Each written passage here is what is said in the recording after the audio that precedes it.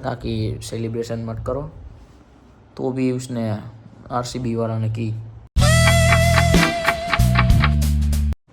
तो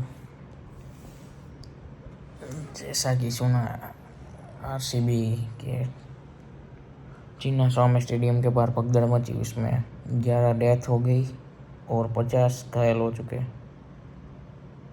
तो ट्रॉफी भी बेशक वो डिजर्व तो करता है विराट कोहली भाई, एक बार तो जो कि मिली उसे, उन्हें डिजर्विंग तो था वो, बट किस दम पे मिली है। बट अपनी पुलिस ने नया भी बोला था कि सेलिब्रेशन मत करो, तो भी उसने आरसीबी वाला ने की। ये भी ओ किस कीमत पे ट्रॉफी मिली आरसीबी को। चलो अभी तो एसी में बैठा शांति से, अभी रीचर देख रहा हूँ, वो देखूँगा, उसके बाद लाइक शेयर सब्सक्राइब।